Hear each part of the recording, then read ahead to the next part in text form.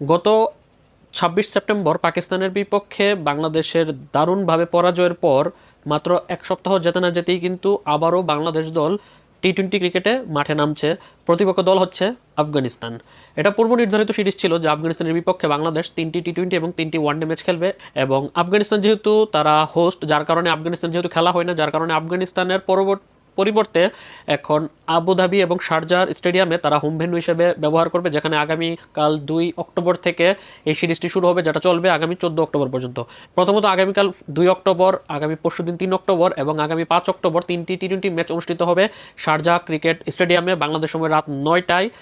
আর 3 ম্যাচের one day series অনুষ্ঠিত হবে আগামী 8, 11 এবং 14 অক্টোবর। 3টি ম্যাচ অনুষ্ঠিত হবে আবুধাবির স্টেডিয়ামে, যে ম্যাচগুলো অনুষ্ঠিত হবে বাংলাদেশ সময় বিকেল 4টায়। অলরেডি কিন্তু বাংলাদেশ এবং আফগানিস্তান মধ্যকার যে প্রথম 3টি টি-20 সিরিজের কিন্তু স্কোয়াড কিন্তু ঘোষণা করেছে বাংলাদেশ ক্রিকেট বোর্ড বিসিবি। গত 28 সেপ্টেম্বর রবিবার কিন্তু বাংলাদেশ সিলেকশন প্যানেল তারা কিন্তু 16 সদস্যের স্কোয়াড ঘোষণা করেছে। সবশেষ এশিয়া কাপে বাংলাদেশের যে 16 সদস্য স্কোয়াড ছিল সেখান থেকে মাত্র একটা পরিবর্তন তারা এনেছে, সেটাও মূলত ফোর্সফুলি পরিবর্তন।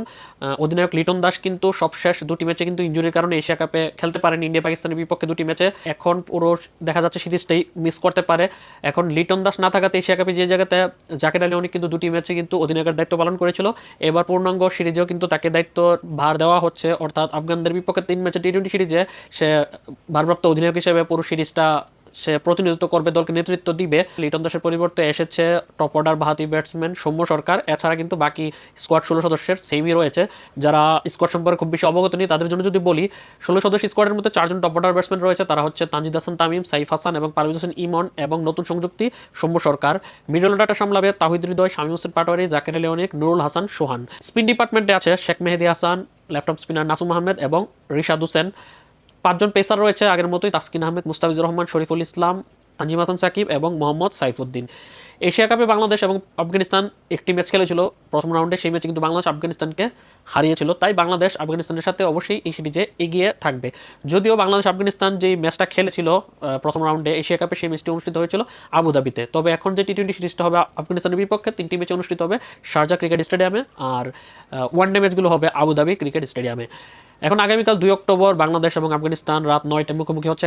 আর আজকেই কিন্তু বাংলাদেশ এবং আফগানিস্তান মধ্যকার 2 ক্যাপ্টেন রাশিদ খান এবং জাকির আলী অনেক কিন্তু তারা কিন্তু অফিসিয়াল ফটো সেশন করেছে ম্যাচের আগে। আপনারা স্ক্রিনে ছবিগুলো দেখতে পাচ্ছেন।